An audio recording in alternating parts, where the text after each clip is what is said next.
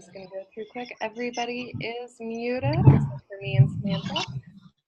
My clock does say noon, so we are going to go ahead and get started. So I'm Heidi Garvin with Grow Nebraska, and part of my job here is to help facilitate awesome Third Thursday trainings like these. So these are our free open to the public trainings that we offer once a month on the third Thursday of every month. You can register for these on grownebraska.org. And I would also invite you, if you enjoy these trainings, if you like learning about marketing and things like that, to save the date for our Market Tech Conference. That'll be coming up on March 15th, 2018 in Kearney, Nebraska. So we are very excited about that. Our keynote speaker is going to be Jen Herman from Jen's Trends. She is a recognized blogger and influencer. She's absolutely amazing. Check her out. She's going to be at the conference flying in from San Diego. So we're pretty excited about that. And we are pretty excited to have all of you on the call today. So these trainings are free, open to the public, and that would not be possible without help from our wonderful sponsors. So this month's training is actually sponsored by REAP. And I think, Monica, do we have you on the line? I'm going to unmute you quick if you'd like to just say a few words about REAP. Can you hear me? Yep. Okay.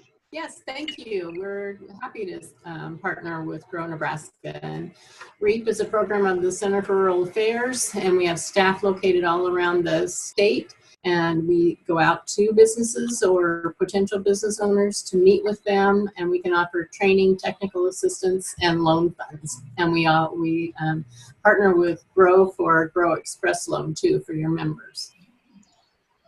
Yeah, and all of our members who work with REAP have only wonderful things to say about them, and we have wonderful things to say about you because you guys do so much good work across the state. So thank you so much for helping us. Okay. All right, so I'm going to go ahead and mute you again. And I will be sending out some information about REAP after the call as well. So if you have any questions for Monica or anyone else, just let us know. And now, the reason we are all here, we have Samantha Morris on the line. So Samantha, I am going to let you take over the screen here if you want to share your PowerPoint with all of us. Okay, great. Thank you so much. Thank you, Heidi and Grow Nebraska. I'm sure you're probably all wondering how in the world somebody who's living in upstate New York ended up on a call with this group. And I'm just confirming now, can you see my share? Yes, we can see your screen. Okay, perfect. And if anyone has any questions, just real quick, you are all muted except for me and Samantha. If you have any questions, go ahead and put them in the little chat window. If you go down to the bottom of your screen, there's a little chat icon that'll pop up for you to click on. And I will be monitoring the chat during the presentation. We will unmute all of you at the end to ask Samantha any questions you have. So Samantha, I'll let you take it away. Perfect. Thank you so much. So as I was saying, I live just outside of Albany, New York, which is upstate New York, out here on the East Coast. I got here by way of Massachusetts and then lots of other states along the way. To wonder how I ended up on this Grow Nebraska call, it was from a longtime client and good friend, Lydia Pearson from the Buckle. So that would be my Nebraska connection. I've been in the space for quite some time within affiliate marketing. They kind of make a joke that it's basically dog years. If you've been in the space a year, that's like forever. So I'm fairly ancient when it comes to affiliate marketing. My very first job in affiliate marketing was back in 2001, managing a program for Priceline.com, who at the time had no idea what affiliate marketing was. They just knew that they had a network where there were partners and they got traffic from them and sometimes bookings. And they brought me on board. I also had no idea what affiliate marketing was. My background was marketing in business and in college as well.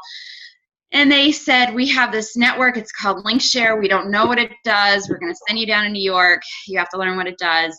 And that subsequently led me into a number of years within the space. And I've always been in the space. I haven't kind of made any little side jobs or little side hustles outside of fostering animals for a neighboring shelter. So affiliate marketing, what we're going to do today, the way we're going to lay this out is I want to be really cognizant of everyone's time, and the concentration of today is on affiliate marketing specifically within the influencer vertical. So I'm going to go through the just affiliate marketing 101 pieces fairly quickly. If anyone does, through Heidi, if anyone needs like a, hey, slow down, I want to leave as much time to have this influencer discussion. So as far as influencer marketing and affiliate marketing specifically, it's performance-based. So unlike a paid search channel or even buying ads within social or really doing a display or a retargeting campaign, email marketing, there aren't necessarily any hard costs around having these partnerships. So it's if the partner sells something, you pay them. You're paying them a commission. So it's a really effective ROI because it's very low risk. It's pay for performance. Yes, you do have costs, and we'll kind of glaze over some of what the incremental costs could possibly look like. But for the most part, it is traditionally one of the most cost-effective channels when you're looking at the ROI. So customers have a choice. There was recently a study that was done, and it related to how many different touch points a customer had prior to making their marketing and whether it be a marketing decision, a B2B decision, a customer decision in terms of purchasing a pair of jeans. So they have lots and lots of choices. And all of these choices mean it's very, very complex. There's purchase paths to be considered. If I am customer A, I might come into a brand through paid search, then read something about another brand from a blogger, visit this site, check this one out, decide maybe I'm really loyal to this airline program and I want to do my shopping through them so that I also get points. I'm also switching devices. I'm looking at my phone when I'm sitting waiting in the doctor's office, then I get to work and I'm looking at my work computer, then I get home and I'm searching on my laptop. So lots of different devices, lots of different paths, lots of different decisions that the customers are making when they're going ahead and purchasing. So with that complexity, how are you supposed to know? Is my affiliate marketing campaign working for me? Are these incremental dollars that I'm earning through the affiliate marketing channel? How do I prove this to CEOs or even to myself, if you're a business owner, that what I am doing through this channel is actually providing value and I'm not just paying for repeat customers? You're getting new eyes. So there are lots of different solutions in place when it comes to an affiliate marketing network and a technology. And you want to ensure that you're working with a team of experts, whether you're engaging them directly to work as a part of your business or even having them as a peer, a mentor, a consultant, what have you. Making yourself open to the industry itself in terms of reading up on. One that's really great to follow if you want to note is FMTC. They tend to follow a lot of industry trends. There's a handful that I can make some suggestions for if anyone is interested, but the technology more so is really what you want to use to connect your customers. They want to get connected to the brands they love. You want to make sure that your influencers, if they are a big part of your affiliate program, are getting the credit that they deserve. So traditionally, the way that a transaction has worked within an affiliate marketing program is you have a site. The customer comes from a blog, a social post, what have you. They click through, land on that brand site, they make a purchase, The customer makes a purchase, the commission is earned. It's traditionally worked off of a last click model, is how the affiliate marketing kind of program works. There are lots of different new features and fun functionalities within a number of the major networks, whereby you imagine being a blogger. I think we might have a couple of influencers or bloggers on the line for this seminar, but imagine a blogger and you're writing about a product, potentially even on the brand, plus you send them some product. They're writing about it. They're using their affiliate link in order to monetize the traffic that they're getting through the post itself. The customer lands on the brand site. They have some items in their cart. They then say, wait a minute, I remember seeing a commercial for Ebates, or I have a Retail Me Not app on my phone. Let me see if maybe there's a free shipping code or just something a little extra that I can get because I'm a savvy customer. I believe and trust what my influencer is saying, and now I do want to purchase. But being that customers are so savvy these days, they want to kind of make sure that they can get the best bang for their buck. So now, items in cart having originally come from that influencer, I open Retail Me Not. Maybe there's not a coupon available at that time. However, the brand is also working with Retail Me Not, so it says free shipping on orders of 50 or more. I click on it. I know that that's what the shipping threshold is on this brand site anyway, but I click on it. Now, Retail Me Not just became that last click, and they're going to traditionally take credit for that purchase and earn that commission, leaving the editorial site out of that mix. So there's there's tons of controversy over this, as brands tend to want to work more with influencers. And we'll see a funnel. Those influencers are driving awareness for that brand, and ideally they should be getting the credit in that case. So what a lot of the networks have done in the recent years, and some are still trying to figure out how to catch up, but what a lot of the networks have done is either integrated themselves with some type of a multi-path attribution software. So Convertro is a really popular one, as is Visual IQ, or the brand has chosen to work with a network who does have attribution available within its platform specifically for the affiliate channel. So attribution within something, and we'll get to it in a couple of minutes, but that attribution becomes really important because you can credit the influencer where the influencer is due, and ultimately show your executive team or prove for yourself in terms of cash flow that this particular engagement with this influencer was worth it. It was worth sending them that product and having them review it because they did send me all of this. Whereas prior, it's going to be muddled. It's going to look like Retail Me Not is the best thing since sliced bread, and that the editorial site didn't do anything for you. The way, and back to the point of it being one of the most cost-effective channels from an ROI perspective, picture you have a makeup kit. I did for this particular example. You have your blogger. They're going to earn 10% of whatever that customer purchases. You never pay a commission on shipping and taxes. Somebody has you set it up that way. That's incorrect. You don't want to pay on something that isn't a product. So you pay the blogger, say 10% of that purchase. The networks, for providing you with the service of reporting, tracking, they pay all of the publishers or influencers, bloggers, whatever you want to call them. They typically take a percent of your purchase as well. Rate card is usually around 3%. So they take 3% of that 79. Total all in becomes a little over $10. Your net sale becomes $68.73. Now imagine if this took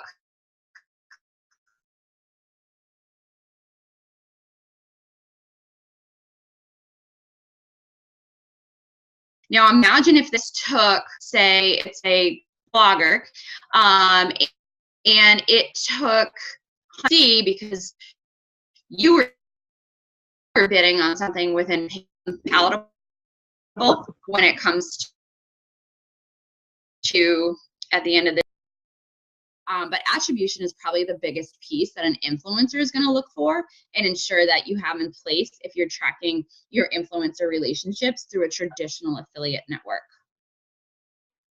different types. So it used to be Wild Wild West. No one knew what any of their affiliates were doing. Back, say, Generation 1 is what we called it. We had 2 partners that were the best partners for Priceline. I would email them, I would call them, I would do all sorts of things to try to get in touch with them and find out how they were sending traffic to Priceline. No one ever answered calls, emails. I ended up terminating them from the program. And after terminating them from the program, they reached out finally. And it came to light that they were actually URL hijacking on paid search. It was a lot harder back then to try to monitor paid search because you didn't have different monitoring tools. There's a few really big ones out there. Brand Verity and the Search Monitor are probably 2 of the biggest ones. But you didn't have tools like that in the space.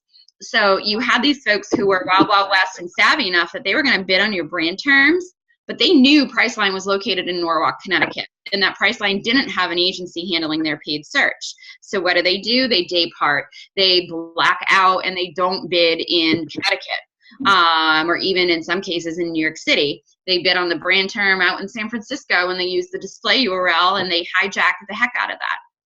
That was something you never used to be able to monitor. So deal, coupon, cart abandonment, these folks are really close to that purchase path, and that's why they're at the bottom of the funnel. What brands have really started moving towards is those niche folks. Top of the funnel, the awareness, driving the awareness for a new customer, whether it be they're writing about a specific product, they have an Instagram with 150 to 500,000 followers, or they're reviewing specific product. This is kind of the behavior and those introducers that the brands are looking for, because folks are, as far as customers, and I'm not sure about you, but I'm in my early 40s, and I used to believe a lot more of what my friends said. I don't as much anymore. But if I'm looking for brand quality, even if you're looking to find an area painter, you're looking to your peers to see who they've used in the past. And it's becoming a heck of a lot more concentrated on listening to influencers. Who do you follow? Who do you trust? Whose reviews do you trust? And that's who brands are wanting to really speak with and win loyalty of, so that they can, in turn, get themselves introduced to a whole new audience. This next part I'm going to glaze over for you. You'll all have this as a takeaway, but there's different ways of an affiliate program being managed. You can have an agency do it. The networks can do it on behalf of the brand. You can have someone in-house, or you can have an OPM type of firm handle it for you. Your different networks. So you have full service, so traditional networks who they do everything from the reporting to the payment. They do also offer management services, but keep in the back of your mind, these networks are incentivized by revenue. The more revenue that channel drives, the more that they earn. So they're not going to be rewarded by coming to you and saying, oh, so-and-so, well, we're not quite sure how they're driving traffic, but they're doing really well for you, so let's just keep them running. They're not going to ask those tricky questions. Then you have self-service, which they do that tracking, reporting, and payment for you, but they don't offer management. So you need someone in-house or some type of a consultancy service to handle that. Then you have SaaS, which a lot of the bigger brands are using. Imagine take yourself back to a full service where you're paying 3% of net sales as the fee to the network. The network's not doing anything different for you than they are for, I'll give an example, a real-time example, Tarte Cosmetics. So you have a smaller brand, they're not doing as much for someone like a Tarte Cosmetics or even a Sephora that they are for these smaller brands. However, they're still taking that 3% of net revenue on a month-by-month basis. We had Tarte Cosmetics during 1 month go from, in their slower months, and when they were paying that 3% of net revenue, maybe they were paying the network around $1,500 a month as part of that network transaction fee. Take them back to being extremely mature, and in 2015, their Black Friday promotions and Cyber Monday promotions blew up. They generated over $3 million in revenue. The network itself did nothing in order to drive that. The management team for the program did all of that. Now, Tarte's paying 3% of that $1 million to the network when no additional effort happened on the network side. Enter SaaS, folks like Performance Horizon, Impact Radius, Cake.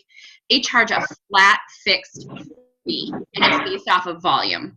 They don't offer managed services, but you have folks that use Impact Radius that are such as Reebok, Adidas, Target, Uber, Airbnb. They're all using that because they're paying they have such huge volume going through their affiliate network that it just wouldn't be a smart financial decision for them, and to even prove to their CFOs that the better we do, the more we're going to pay the network, yet the network isn't doing anything additional for us. So it's really going to be, it's a matter of what works best depending on the business and the size of your business.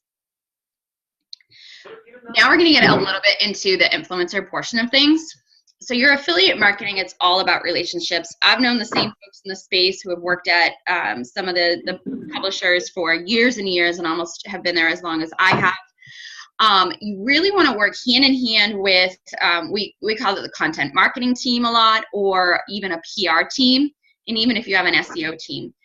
Your affiliate marketers and your affiliate marketing approach should be all about relationships. You're building a relationship. You want them to have a positive experience with the brand.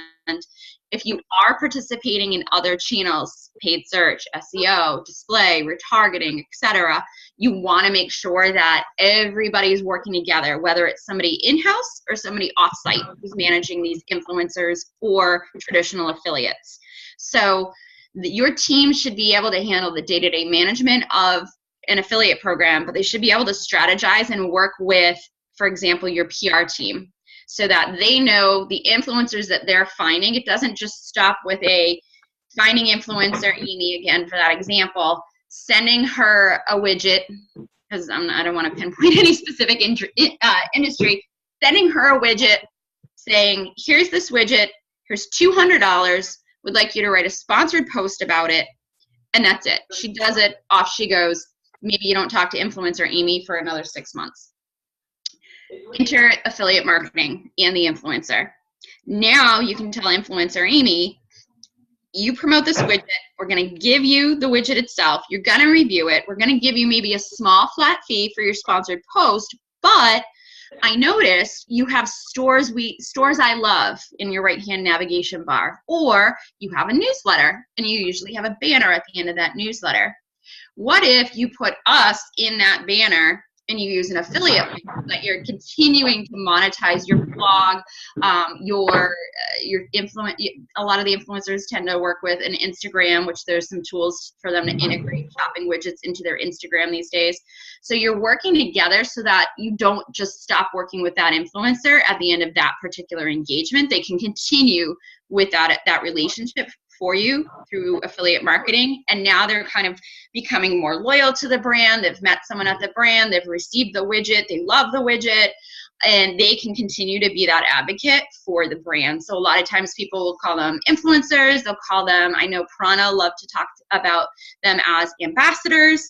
So you're strategizing with them too towards desired behavior. So if you notice that they're sending you a lot of new customers, how do you work with that influencer more, as opposed to influencer Bob, who he did great for you, but he's just sending you lots of repeat customers, or all of his customers have an average order size of $25 when influencer Amy's customers that she's sending has an average order size of $150.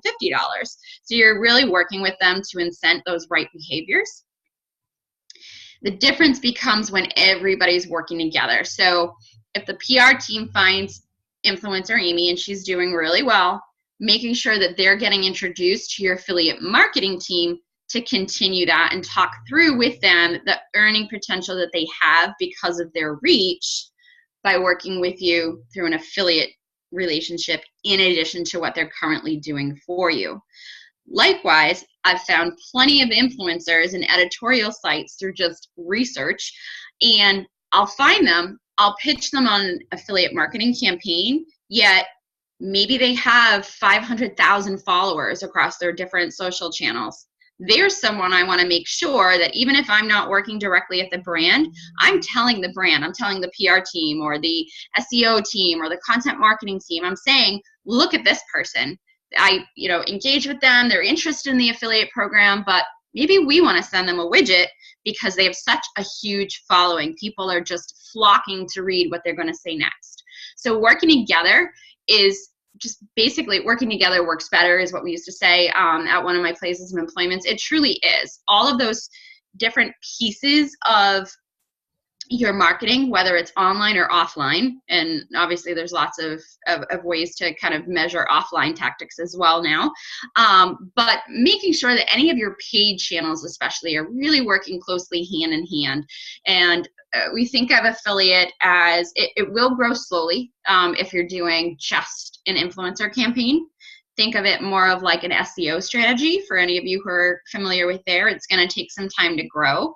You engage that influencer, you have to go back and forth on what they want to get paid or how they're going to track.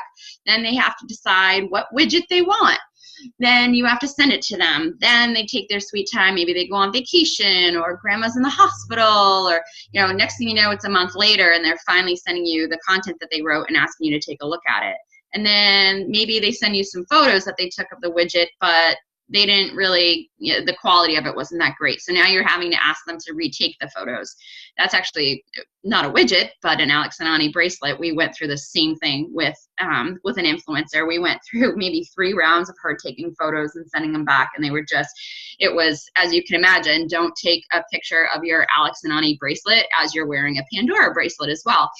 So she would do different things left and right and just mess it up. And it literally took probably 3.5 months to get a campaign off the ground. So think of it as it's a slow builder, but it's going to bring that quality customer to you at the end of the day, but definitely have to be patient. Now, on the flip side of that, you have coupon and deal sites. The biggest loyalty site out there right now, I would reckon a guess would be Ebates. If you're not familiar with them, jump on Ebates, sign up. If you shop a lot online, you're going to find probably 90% of your biggest retailers there. If you're shopping online and you're not using a loyalty site, just side note, make sure you are. I've earned probably $2,200 through just from shopping with Ebates, as if I would shop through any other brand, because I go to Ebates first so that I'm clicking through and I'm getting my cash back. As far as your program success, and it can be measured different ways, and we're going to take a step back and talk about measurement of affiliate versus measurement of affiliates who are influencers. But you have to know your competitor landscape, and you have to know what your KPIs are going to be. So traditional affiliate program, you are looking at that ROI or ROAS, whatever, however you tend to measure it. Know what your competition is doing. If you are restoration hardware and even the Buckle, love them, but don't typically have a coupon. They have their $7 flat rate shipping. You've got 10% off if you're a military customer. When their stuff goes on sale, it really goes on sale when they have additional inventory and it's hitting the sale racks in the stores or the sale section of the website. Man, does it go on sale, and you can buy like a dress for $6. But no, who are your competitors? Are people looking at the Buckle and pairing them next to an Aeropostale or a Rue 21 or a Forever 21 who literally have 5-6 coupons at any given time? Be mindful of those types of things. Do you have any exclusives? So I know a lot of you are a little bit of a smaller brands, but one of the smaller brands that I currently work with, which is Vic's Swimwear, they are sold in retailers. They're sold in Bergdorf's, Bloomingdale's, Nordstrom. However, they do have some exclusives and a unique value proposition in that there is one particular line of suits every season that they'll put out that are exclusive to the limited number of Vic's boutiques that they have, as well as the site. So really push that within your influencers, within your traditional affiliate marketers, because you're not going to be able to compete with people like a Nordstrom who has budgets as long as the longest day in, I don't know, Iceland. What other channels are you participating in? If you are doing nothing else and you don't have a huge brand presence and you decide, I'm going to launch an affiliate marketing program, that's not going to grow your business 4x within a month. I'm sorry. And what we like to do too when we're talking to new brands is making sure you're setting them up for success. You have, say, 1,000 uniques to your site on a day-to-day basis, and you don't have, maybe you have 10,000 social followers. If you launch an affiliate program, you're probably not going to have a profitable affiliate program, given the like flat fee to launch and management of the program, for at least 9-10 months. It's not just going to take off like wildfire. I launched the Bare Minerals program for them back in October of 2015. That took off. Bare Minerals has a presence. They're a huge paid search budget. They have an SEO team. They're retargeting. They have a huge email list. The brand has a presence. So you want to make sure you're firing on all cylinders in order to have a successful program. That's not to say you need to be spending hundreds of thousands of dollars on a paid marketing campaign within Google. Think outside the box, especially if you're a smaller brand. Look at some of the smaller networks. Maybe look at Facebook ads. There's plenty of tools within Facebook where you can take your existing customer list, funnel it through. There's a couple different tools in Facebook you can use to funnel it through the email marketing, the email addresses of existing customers, and build a lookalike campaign and target Facebook ads towards those particular folks. You can also target your Facebook ads towards people who like your competitor. So you don't have to be spending hundreds of thousands of dollars on other channels, but you should be doing something across the other verticals in order to have a successful affiliate marketing program. Now, all that being said, when we think about influencers, it's not just ROAS. When you're thinking about influencers, you want to think a little bit more about what your KPIs are going to be for your influencer campaign, as opposed to what your KPIs are for a traditional coupon and deal site. Let me just get you and stop sharing this for 1 second. When you think of your affiliate marketing campaign, and we're going to send you this little checklist, you want to think about your KPIs and how they're going to differ. So you want to think about, let me share this, your goals. What is your budget? What is the range that you want to spend per influencer? And in that breath, not every influencer is the same, just like not every affiliate is the same. You might want to bucket, and we found this one really useful with one of our smaller, more niche skincare companies. You might want to bucket it based off of how big the reach of that influencer is. Maybe 0 to 50,000, which 0 is probably not a great thing. Let's start with 50,000. 50,000 to 100,000 likes, shares, followers, etc. That's their social reach. Maybe that person gets one widget per quarter, and you're willing to spend maybe $200 for a sponsored post with them. And then maybe they join the affiliate program, and you can pay them a small commission there. Then you take the next bucket, and that's 100,000 to 250,000 followers or social reach. Maybe those folks, you're willing to send them a widget every other month, and your budget to have a post with them is $1,000 for a one-time post. And then you have your 250 to 500,000, and maybe they get a widget a month, or they get to choose from 6 widgets, and you'll pay them $2,500 a month. It's a lot of testing, it's a lot of learning, but it's knowing what A, your budget is, B, what you're willing to do and who your audience is, and where do you want to focus. Do you want to focus on Instagram because you have a very visually appealing product, and at the end of the day, that's what you want people to look at, everything, you know, or maybe it's more of a demonstration type of thing. So you want to look towards YouTube because there's some explanation behind the product. Maybe it's Pinterest. Maybe it's a blog itself because it also needs an explanation as well as beautiful pictures. You either want to focus on a platform that you want to build your audience up, or you want to focus on a platform where you already have a strong audience and you just want to continue to boost that because you know that customers will resonate with your brand on that particular platform. So define your goals, define your audience, define where you want to concentrate on, and know what do you want to achieve. Is it specifically just brand awareness? Do you want to build up your social following? Do you want these folks to be like long-term, lifelong members and users of your product? Or are you just, I need to drive sales? If you need to drive sales, then you obviously need to be a little bit more conscientious of what you're willing to do for that influencer when it comes to paying them a flat fee, in addition to a commission rate. If you're looking for sales and an ROI from your influencer, my suggestion there would be knowing what you're willing to do as a brand in order to work with that influencer. A lot of brands will look at a lot of influencers will look at a brand, who have a nice, strong following. And we ran into this with Alex and Ani a lot,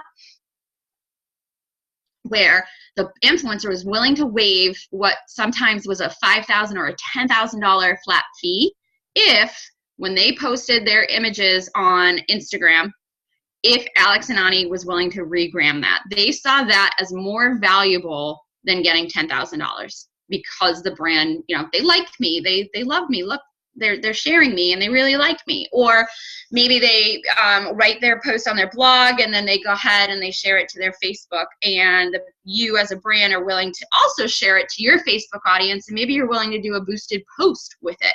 They might see that as more valuable, and at the end of the day, for you to share that, it's not costing you hard dollars. There is obviously a cost involved in kind of pairing yourself with that influencer, and you have to decide, who and when to do it. But if ROI from an influencer campaign is what you want to focus on, try to get really creative with ways to do it, whether it's giving them product, whether it's regramming, retweeting, liking your tweet, sharing their Facebook post, inviting them into your store to do a photo shoot there, telling them that within the fashion space, and we did this a couple of times with some fashion brands that we've worked with, allowing them to, borrow these 7 pieces of clothing and take all your pictures and then send them back. Or it all depends on what your specific vertical is. Or maybe you decide that when they do take those pictures of that product and themselves wearing it, you do a little look like, or a specific category on your site where you're sharing with your audience the look that influencer Amy put together. Maybe you're a food company and you send them this particular jam. They write this great article about the jam, they use it in a recipe, you allow them to guest blog on your blog and share that recipe. So you have to be really, really creative with those things. But the most important decides on what is ROI to you for your influencers. And this is specific to influencers. Is this more so not the coupon and deal sites, the folks with the views, the looks, the likes? What is success to you? Is it the traffic that you're getting to your site? Is it the number of comments that somebody gets, or the number of retweets, the number of shares? What other, basically what are those rules? What is your budget? And at the end of the day, what's going to measure success for you? And also knowing how much time you're willing to put towards that campaign and who is actually going to do this. Is this something that's going to now fall with your PR team? Or is this something that's going to start to fall with somebody on your marketing team that you're going to have to hire? Or somebody you're willing to, we used to use college interns a ton at one of my former agencies, and we would have them come in and they handled a lot of the recruitment for us, because you could give them some rules and regulations in terms of what you were looking for, and think of this as like a minimum number of likes or shares or social following that somebody might have. They can be the one that's doing the day-to-day, let me look at this site, let me look at that site, and kind of compiling all that information and doing that grunt work for you. So you really have to figure out, how much time do I have? Am I willing to invest in additional tools? Group High is a great one, and it's literally spelled group as in we're all a group, and high, so not low, Group High.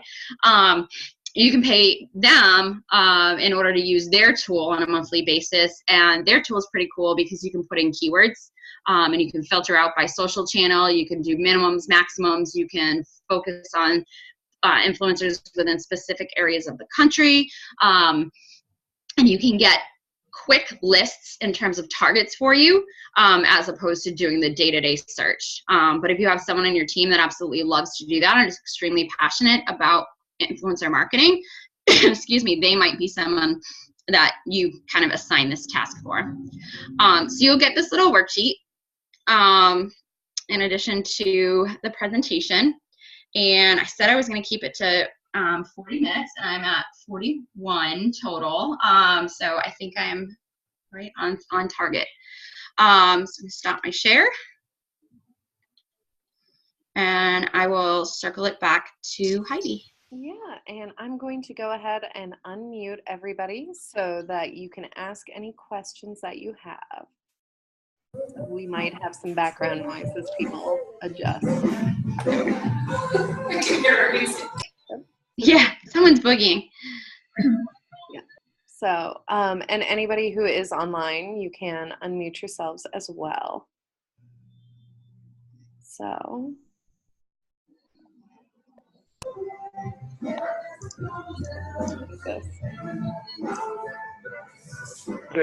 Can I ask a question, Heidi? Yeah, go for it. How is Grow going to be using these methods? This influencer and affiliate marketing, we're still debating. So this is one of the reasons why we brought Samantha in, so that we could talk about it some more.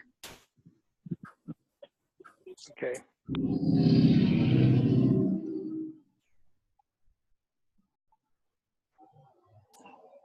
And I'll just throw out there, I did put, and I think it'll come through, or you can search for me on LinkedIn. If you have specific questions that you're shy to ask or that come up through the years, feel free to hit me up on LinkedIn and ask a question. No question is a stupid question. Only, what is that? I forget what the official saying is. Only those that aren't asked are the questions that are stupid, or something like that. I forget what it is. But I'm willing to share. I've worked with just so many big brands, but also a lot of small brands. And I'm more than happy to just give you candid feedback or point you in the direction of a resource where you can find any of this, find any information.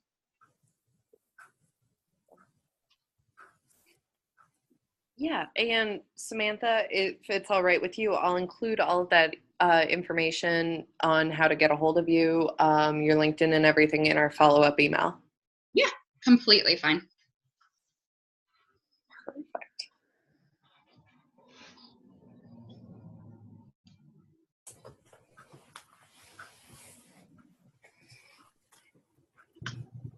Hey, this is Zach. I tried to message this, and I think it just went to Heidi, so I figured I'll just say it out loud. I was just curious, for those of us who are new to a lot of these aspects about affiliate marketing, are there any good just kind of baby steps that a business can take to start moving in that direction? Sure, that's a great question. The first step I would take is, and this is the first step I kind of take with any brand, is you obviously know what your strengths and weaknesses are. Look across the space, and whether it's a huge competitor and somebody who's just vast within the space, or a small little niche, other mom and pop types of sites and folks like that, know who your competitors are and what they're doing.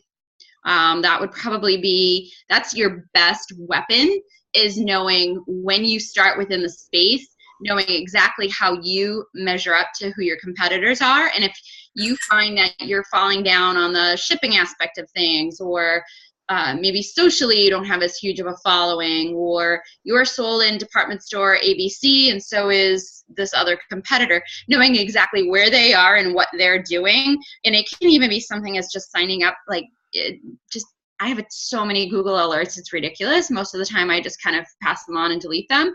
But any of the brands that I'm working with at any given time, I also have Google alerts set up, and I'm subscribed to all of my competitor customer email lists.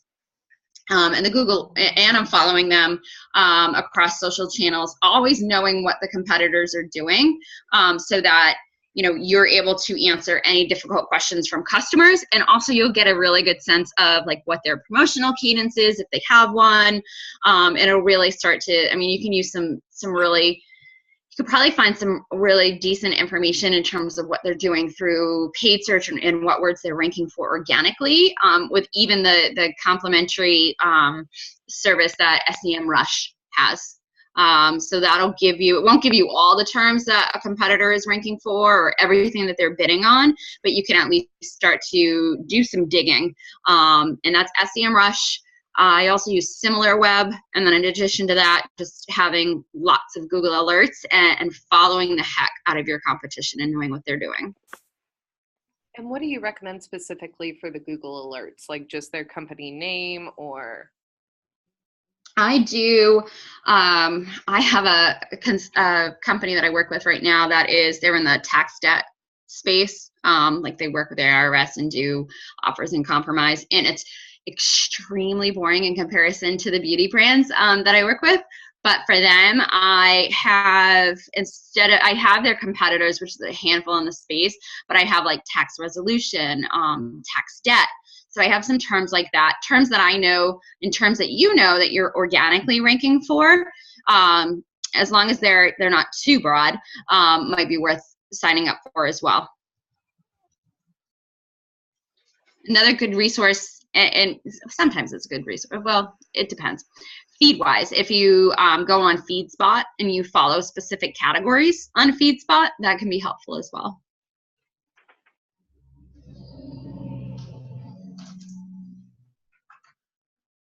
Awesome.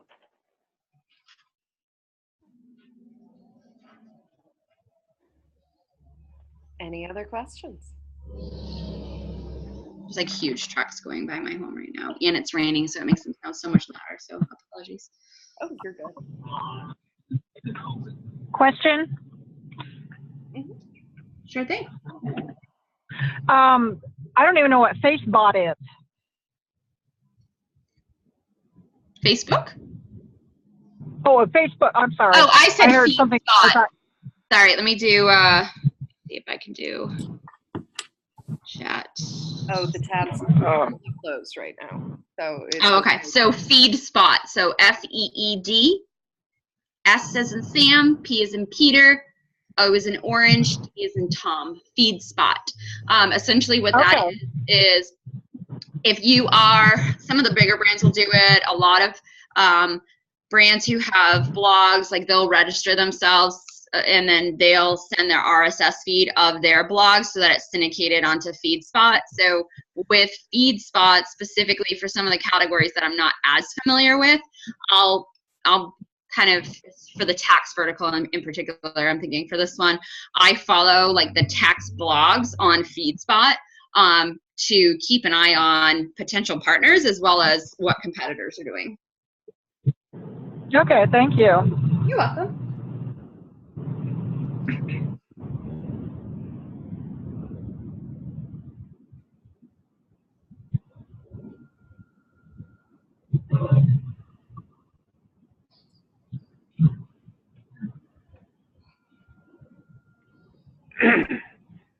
I have another question.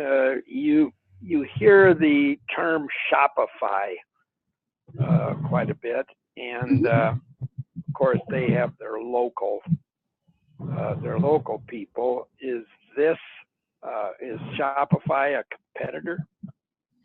Shopify is a platform. So a lot of folks have their blogs, for instance, through WordPress.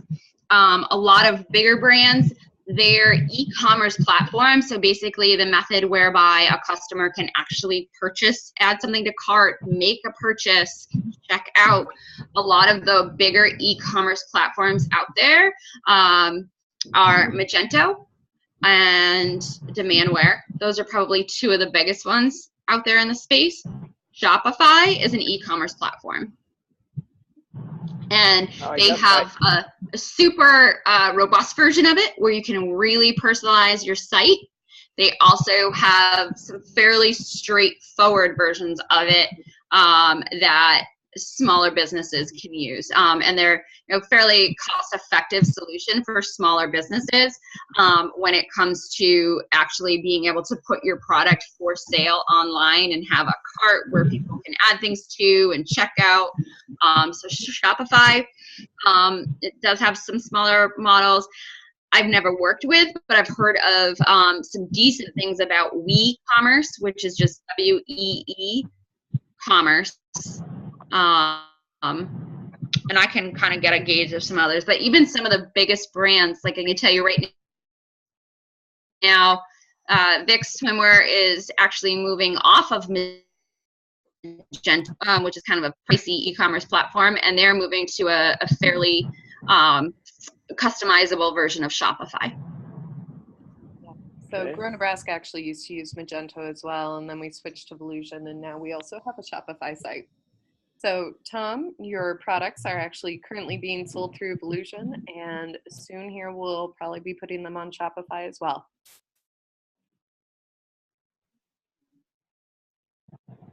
Okay.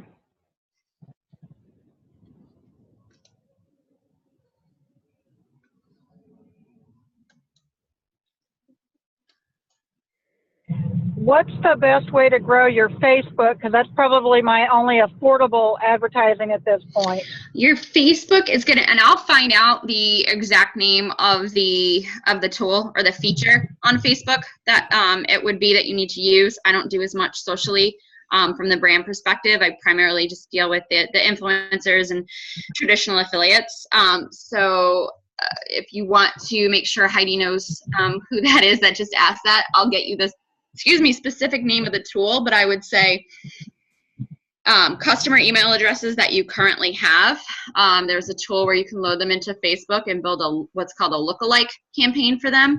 So you when you load them in, essentially what happens on the back end is Facebook knows that those customers like specific companies, big or small, and then it'll find you other Facebook profiles that like the same things.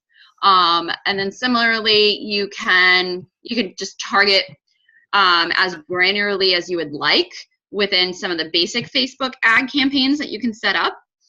You can also set targets for people who like certain things. So you can target a Facebook ad towards somebody who likes a competitor of yours, or target a Facebook ad towards somebody who likes a particular hobby. The closest and the best is usually that customer lookalike that you can build based off of an email list of your customers that you currently have. That's just real tiny. I don't know if this will help or hurt, but it's my question anyway to the last one. I keep hearing that YouTube is one of the best places, or is the best to use, and not just with Facebook, with anything. And you know, of course, short videos, long videos, and so on and so on. What's your take on that? I mean, for the lady that just asked the question, and for my information. Sure. Also. So for YouTube, I'm in my 40s. I'm not on YouTube very much, with the exception of maybe like searching for a particular musical recording artist or something and listening to music in the background. It's going to depend on who your audience is. The younger your audience is, or that you're trying to target, they tend to be on YouTube searching for things. The more that your product needs an explanation, that's where YouTube can really come into play. One of my beauty brands has a lot of success with YouTube because they aren't they're not a skincare brand, although I do work with some skincare brands. They're not skincare where you can say, let me take a picture of the side of my face and only use a product on that side of my face, and then take a before and after picture and throw that on Instagram. This particular client of mine is more so in the color space. So like think eyeshadow, blush, lipstick, etc. They have a lot of success with their YouTube influencers because there's a lot of YouTube influencers out there that have an extremely strong following in the beauty space. And they're taking videos of themselves putting a look together on their face. And so that needs eyes on it. So anything that would need like a visual explanation of how to use, whether it's cooking a recipe or putting makeup on, or I don't know, building a small little structure, maybe you sell something that needs to be put together, anything like that. The other one that's really popular with YouTube right now, because there's a visual aspect to it, is unboxing videos. So picture, not so much like the Home Chefs or Blue Aprons, but there's a lot of subscription services out there where you can subscribe, and on a monthly or a bi-monthly basis, they will send you clothing. So there's a lot of unboxing videos of people opening these subscription boxes. So it really depends on what your product is. I as far as the type of things that I'm searching for. I tend to be looking I tend to look at Instagram the most, but it depends on, again, audience. YouTube tends to be a heck of a lot younger.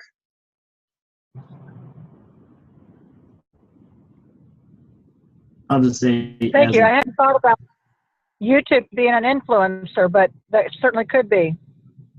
Yep. Yeah, there's some spots. Gosh, I'm trying to think of the different ones. I can send you. There's a couple of networks that specifically work with YouTube influencers. I will find it hopefully while we're still on this call. I'm in the wrong thing. But yeah, what the influencers tend to do is there's ways that you can embed like shopping links directly into the videos.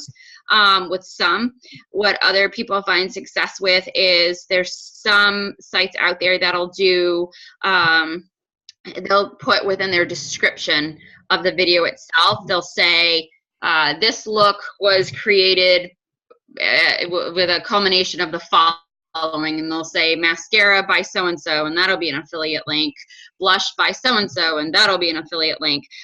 So they'll bring all of those down and kind of put their affiliate links within the description portion of things.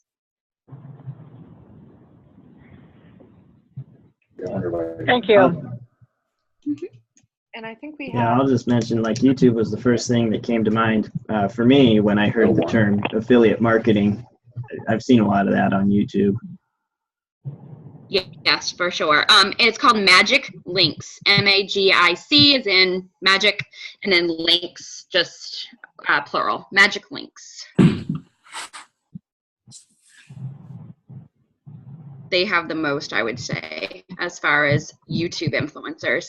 And again, towards that audience, 18 to 35, it's kind of a broad spectrum, but 18 to 35-year-old female is what they typically gear their audience to, and it's fashion, beauty, lifestyle, health. Another good one there is if you, one of the brands that I used to work with was it's called Melt Method. They have basically tools to think of it more like a Pilates or a yoga. It was like a method that you would go to the gym and use these blocks to do certain stretches and certain poses and stuff like that. A lot of their influencers were on YouTube because they were showing different ways to actually use the product. And again, for anyone that didn't catch it, that's Magic Links.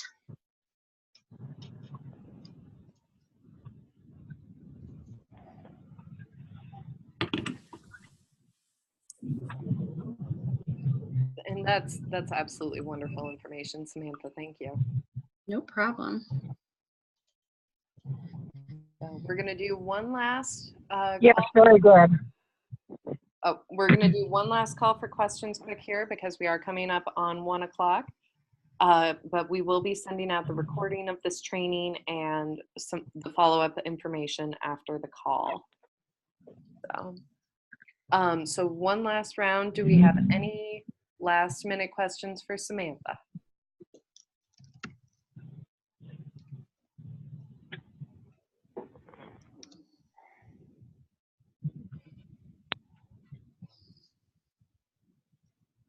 Right. Well, I think we might wrap up here then. Thank you, Samantha. Thank you, everyone who joined us today. And again, a big shout out to our sponsor, REAP, for helping make trainings like these possible, free, and open to the public. So thank you so much, everyone. Enjoy the rest of your week, and everyone have an amazing Thanksgiving next week. Have a great day. Thank you. Thank you. Bye. Thank you. Thanks.